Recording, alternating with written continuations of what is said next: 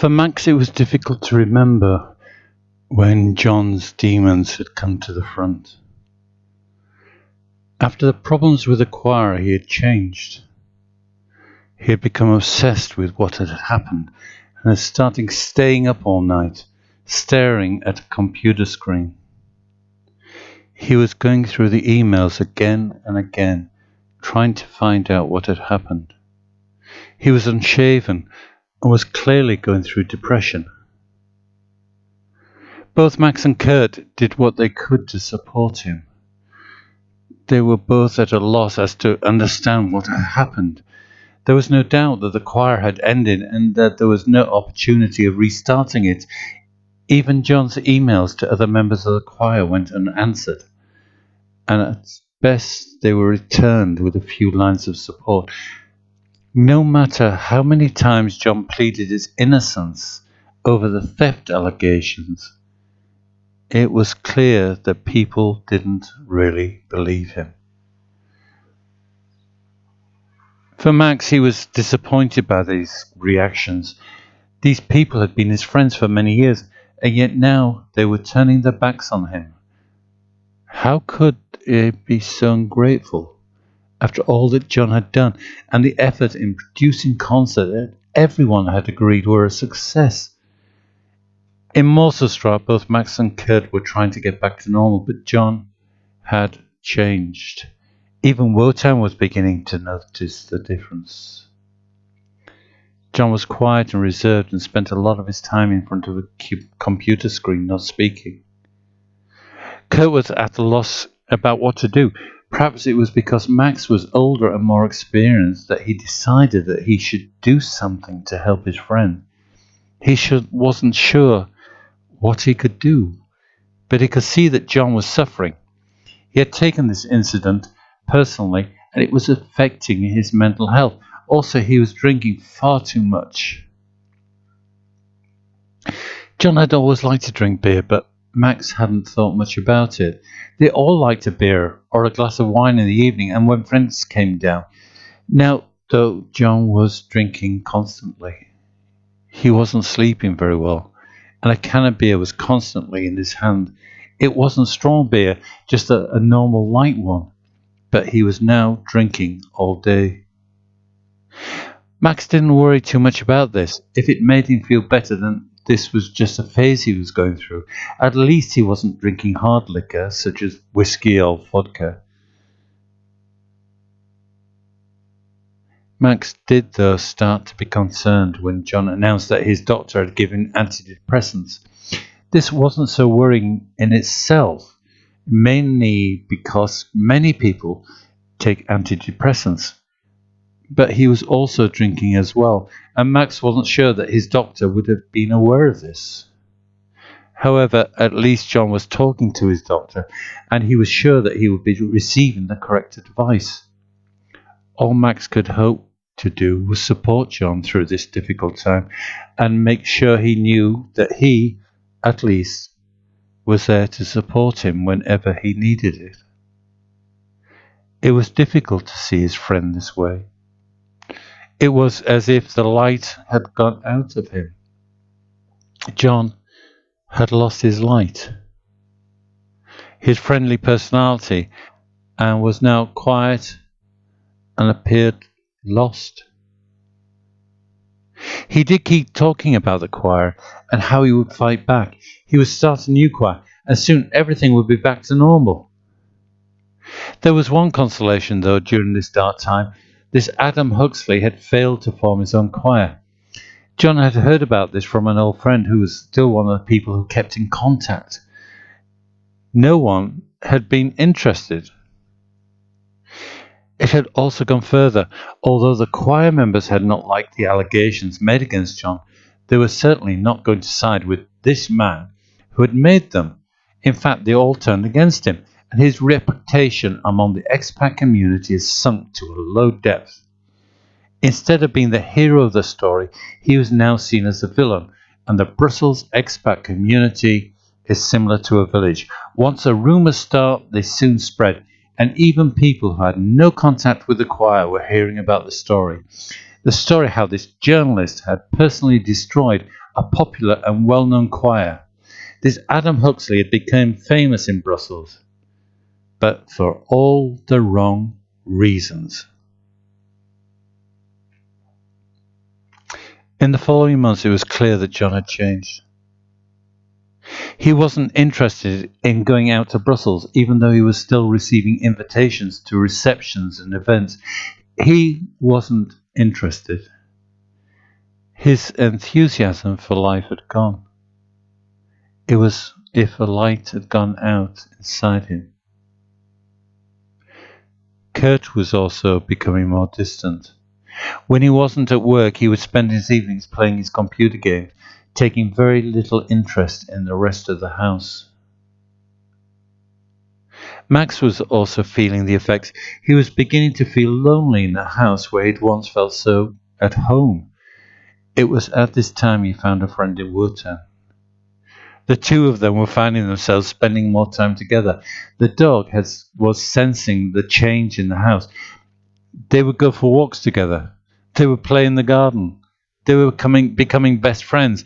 And Max was needing a friend as he realized that he was becoming more and more isolated from the life he once knew.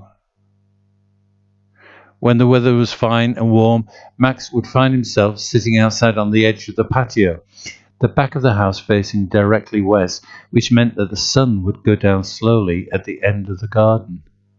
Max would find himself some evenings sitting on the hard tiles of the patio, simply sitting there watching the sun.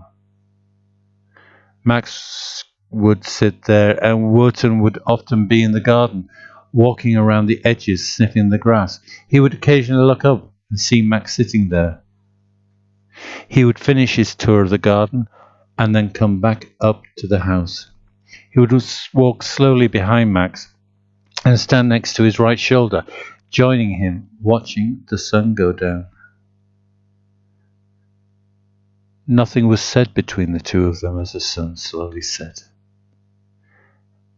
Max would look over at him while Wotan appeared to be ignoring him.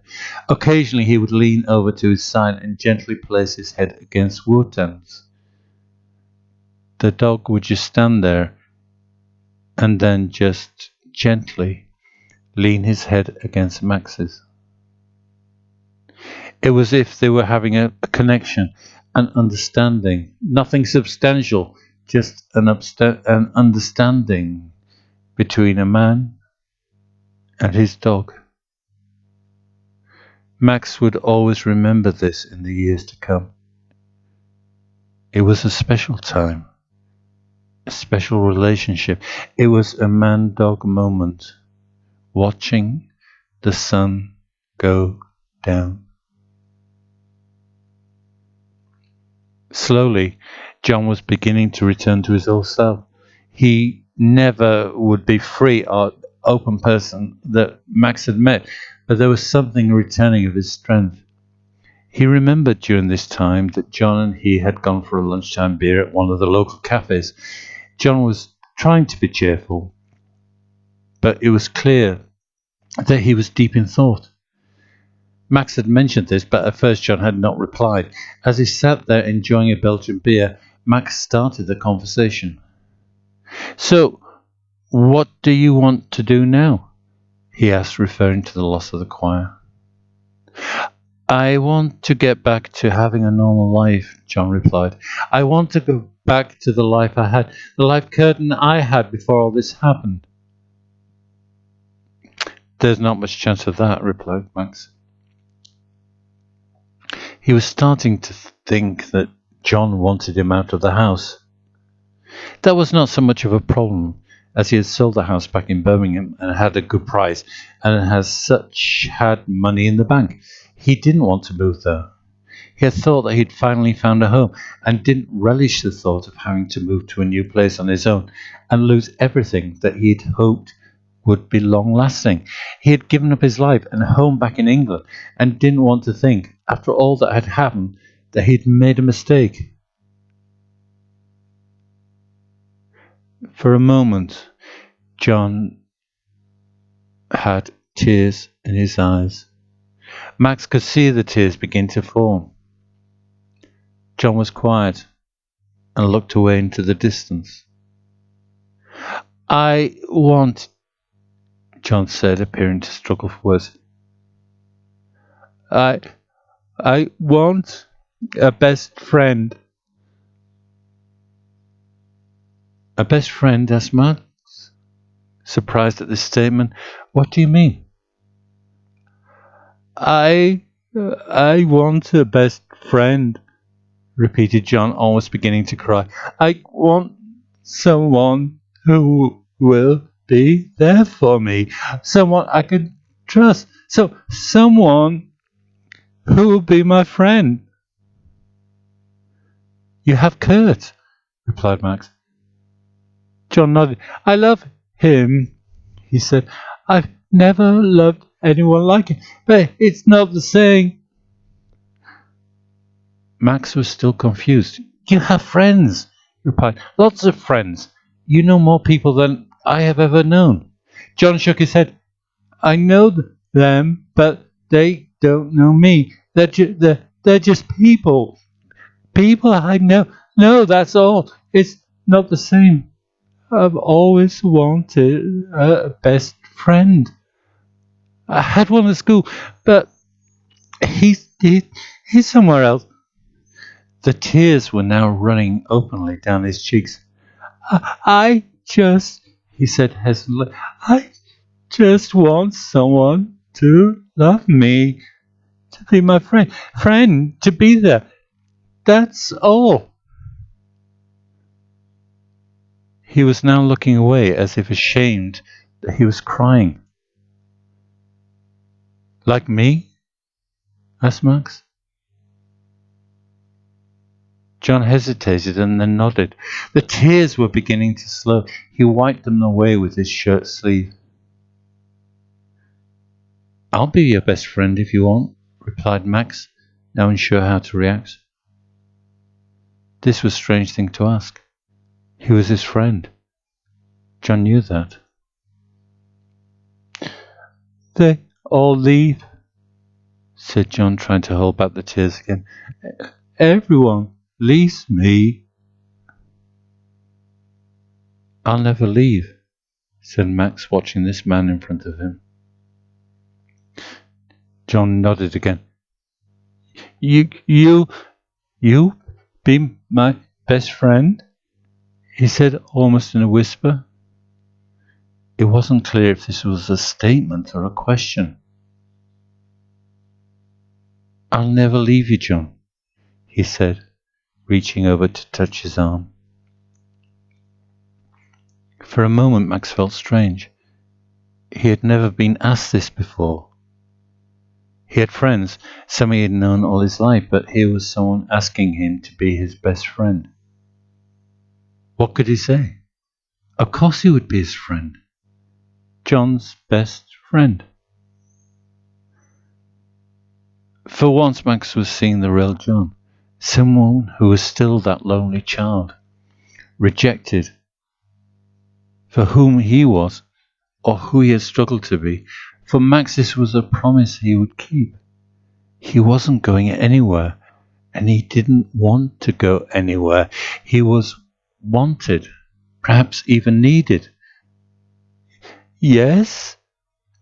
John whispered quietly to himself, and then a shy smile crossed his face as he looked over at Max next to him.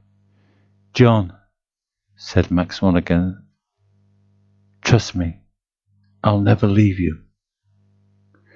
Max suddenly realized that he was sitting next to not only a friend, but one of the loneliest people he had ever met. For all that John was or had tried to be, here he was laid bare. John was lonely in a world that he didn't understand or care for him. Max, though, was different. He would never leave him.